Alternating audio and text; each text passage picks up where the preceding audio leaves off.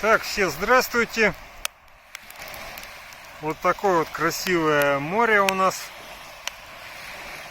Сегодня 25 августа 2025 года. Симметричный день в самом-то деле. Не февраль, правда, но все равно. Февраль 02 будет, было бы. Вот. В общем, сегодня я... красиво выглядит. Горизонт прям очень красиво выглядит. Честно скажем. И вроде берет неплохо. Телефон его. Так, немножечко приблизим. В общем, сегодня я запускал этого мотылька. Шел там, смотрю, короче, что-то такое серое, большое. Думал, деталь от велосипеда рядом. Потрогал, шевелится. Такой громадный серый мотылек. Короче, я его осторожно взял за крылышко. И он быстро в ладошки засунул, чтобы не повредить крылья. Он такой мохнатенький. И он как начал биться, короче, внутри в ладошках. И бьется, пока вот на улицу его не вынес. И только выпустил. И он, короче, прямо штопором вверх полетел. То есть вертикально он же не может вверх подниматься. О, какой костер, слушайте. Ничего себе, а козырно, шикарно получается-то. Получается-то шикарно. Вот. Сейчас его здесь пособирал немножечко. Искупался, стало потеплее. Вот. И он так прям так немножко на месте, как бы кружась так. И вверх пошел, короче. И вверх и ушел, как бы. Я такой, там одному преподавателю говорю, знаете, там был на улице, я ему говорю, знаете, некоторые дроны запускают воздушные змеи, а я запускаю мотыльков.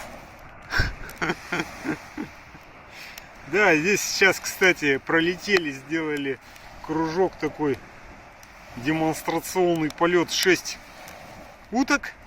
Наши утята, наверное, которые здесь все лето жили. Потом еще я видел 3. Хорошо так дружно так летят, причем с одинаковой скоростью, там идеальная синхронизация, прям не знаю. Классно. Вот. Про что хотелось бы. Показывали фильм Кин-дза-дза здесь вчера. И я так посмотрел. Не полностью, но посмотрел. Там конец точно. Ну и там середину. И как-то вот, знаете, вот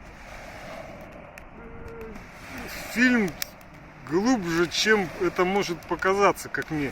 Может быть, чем мне казалось раньше. Потому что, ну, во-первых, это дядя Вова, это такой настоящий советский мужик такой. Серьезный, спокойный, в то же самое время твердый, решительный, то есть может решить вопрос там как бы. Вот настоящий советский мужик. То есть было вот куча людей последние пару-тройку десятилетий, которые там везде кричали: ненавижу совков. А мне нравятся вот такие совки, настоящие вот советские мужики, которые, как сказать-то, разумные, со здравым смыслом, то есть такой, с какими-то гуманными социалистическими идеалами, то есть. Но совков ненавидят за что? За то, что они, как сказать, что у них все-таки идеалы, вот, в которых на первом месте человек, его развитие, то есть какие-то вот эти социалистические идеи, а не бабло, которое надо давить везде, вот из всех, и где успех То есть чем больше бабла, тем больше успеха. И нужно идти по головам, выпендриваться, показушничать и так далее. То есть вот насколько идеология-то разная все-таки вот этой вот либерально-рыночной вот этой экономики, так называемой, и социалистические идеалы. Вот я все-таки на социалистических идеалах воспитан-то был. Как бы там ни крути. То есть деньги деньгами, но, как сказать-то, отчуждение денег, оно реально существует. Там было понятие отчуждения труда, а в самом деле отчуждение денег, когда за деньгами люди перестают видеть какие-то реальные смыслы, и то, что деньги это всего лишь средства. Ну это так. Это так, как я считаю, скажем так, мое мнение. Вот, поэтому.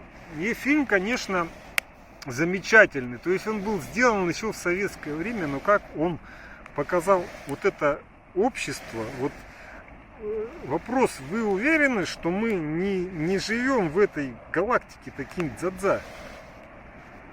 То есть вот этот дядя Вова и Скрипач, они-то жили на земле, вот на той земле, в Советском Союзе.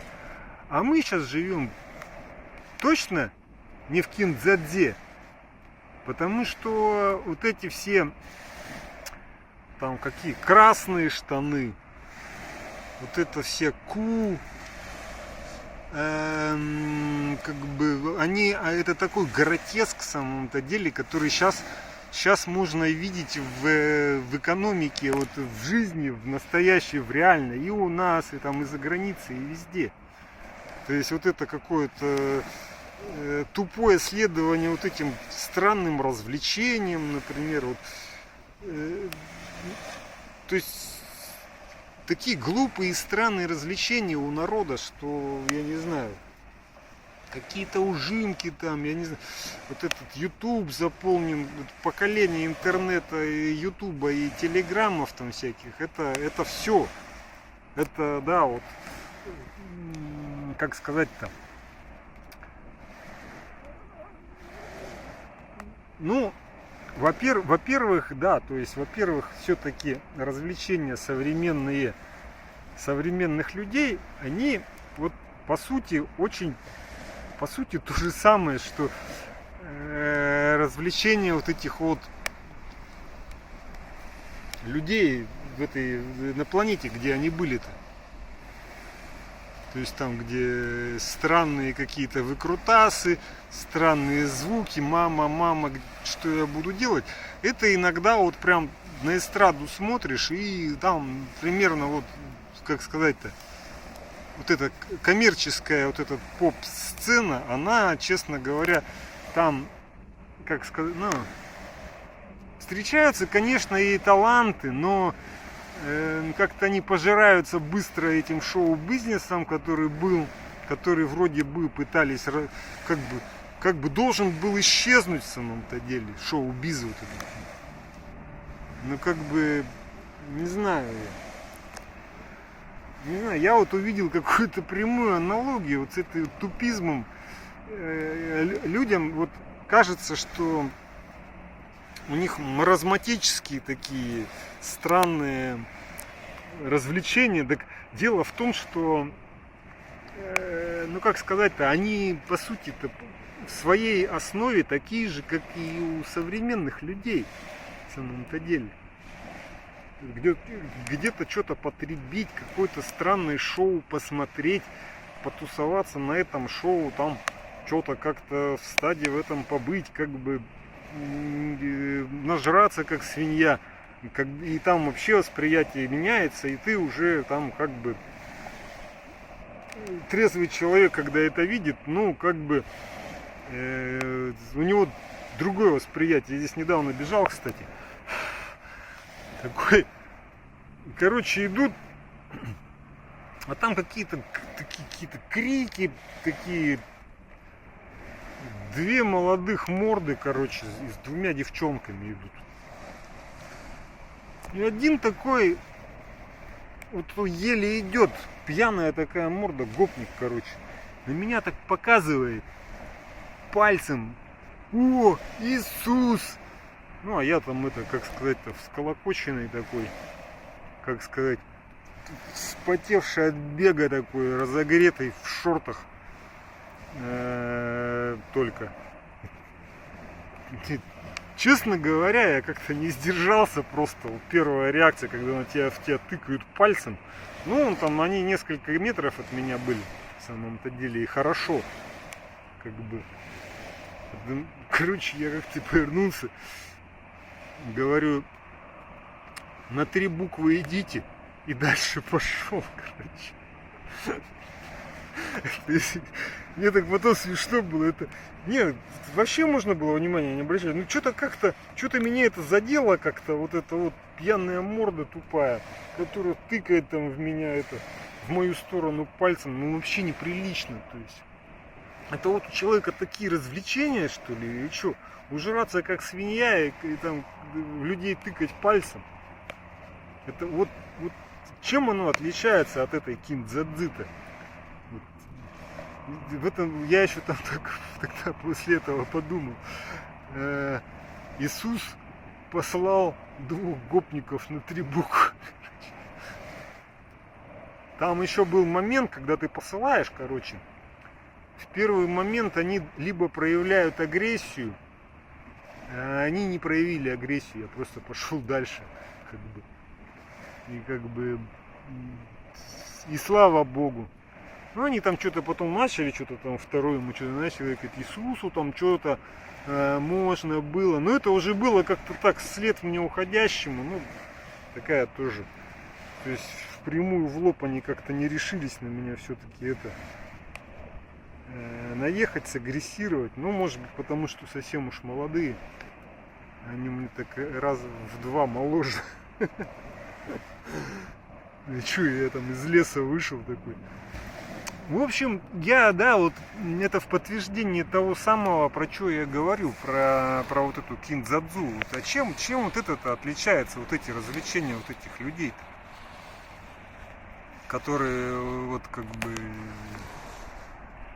ужираются как свиньи, и что, вот в кого они превращаются-то, в киндзадзу, вот это, в этих людишек.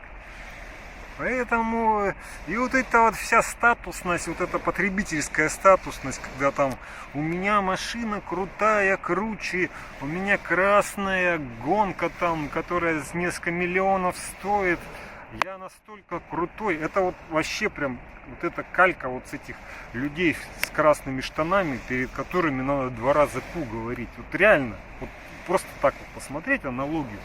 Потому что, ну, так вот устроено общество наше, вот, рыночная экономика и так далее. Меня еще сегодня немножко задело вот это заявление, ну, как, когда у Лаврова брала журналистка NBC, она сказала, вот вы на последнем встрече там были в свитере с надписью СССР. И он сказал там такие вещи. Ну, там сначала, что как бы понятно, что тот, кто хотел развалить СССР, но я вот сейчас дословно-то не помню, но сначала он сказал, что, ну, очевидно, что смысл был такой, что это была катастрофа, развал СССР, мы все из СССР, а потом сказал, но в то же время очевидно, что возврата к этому не может быть. Ну, я вот увидел такую идеологическую все-таки нотку. Здесь вопрос в чем? То, что не может быть, это как бы констатация факта, потому что в сложившихся, изменившихся условиях, конечно, возврата к такой системе в принципе невозможно. Это факт, понятен. Но из его уст это прозвучало довольно идеологически, то есть что какое-то полное отрицание вот этой вот системы советской. Но дело в том, что в современной России некоторые фишки вернулись, некоторые, скажем так, методы, некоторые проявления советские, если что, это управление и так далее. Более того, там вот шло, Хазин что-то объяснял про российскую авиацию, что там хотят переформатировать, что такое. Ну там такое видео в самом-то деле. Про что там говорилось, все в самом деле, ну как сказать, я впитал. Но там был голос не Хазина, а читался текст. Не, есть такое, там берут как бы высказывание, там, ну, то есть эфир какой-то Хазина, допустим, переводят в текст, а потом его запускают там голосом какого-нибудь бота. Такое вот я встречал вот раньше такие штуки. Ну и вот он там как раз вот эту штуку обсуждал. То есть они хотят как бы вернуться, вот из того, что я в этом видео слышал, к формату СССР, когда будет главный конструктор, который будет за все отвечать. Ну и, соответственно, все контролировать и так далее. То есть и там будет просто смещен акцент с прибыли и так далее на уже создание продукции и действительно конструкторской работы. И какой-то вот такой вот действительно поступательной вот этой выполнению, скажем так, работ, когда действительно создавались самолеты, которые запускались в серии, и все получалось. Это, кстати, касалось Ту-334, что он типа не пошел, он был готов, и так и не был запущен. Ну, как я понял, это было еще до СВО, история, что-то такое. И, ну, смысл-то, я вот смысл в этом увидел очень простой, что это как раз система ответственности. Создается система ответственности, когда человек один, вот этот главный конструктор, он за все отвечает. Но он обладает, соответственно, какими-то полномочиями, и он командует, делает так-то, делает так-то, он делает то-то. Вот это мы закрываем, допустим, а вот это вот наоборот. Денег сюда больше вваливаем, потому что, ну, чтобы так как где-то получается. Ну, и он за все отвечает, он, соответственно, он и деньги должен хорошие получать, естественно. В советское время там немножко другое, конечно, было, там тебя могли посадить просто-напросто. Так что, вот, пожалуйста, то есть мы из Советского Союза уже используем некоторые методы. Вот, а как бы... То есть, ну, как сказать, опять же, нельзя свою историю отрицать. И Советский Союз много чего дал миру, опять ту же самую систему, современную систему здравоохранения, то есть, например, это так вот, социальных технологий. Поэтому, честно говоря, чисто идеологически, по-моему, подход неверен. Вот я бы на месте Лаврова, хотя я не могу с ним, конечно, сравниваться, я бы все-таки сказал, что СССР это наша история, она героическая, это была большая супердержава, там были проблемы, но были и большие достижения, допустим, и это как символ вот этой мощи, державности, то есть как бы, которая, мир был двухполярным, опять же, баланс был в мире, это все делал СССР. Так, я на этой ноте уже все-таки закончу этот спич про Киндзадзу. Все-таки хотелось бы жить все-таки не в Киндзаде, а все-таки на земле. Все, всем до свидания.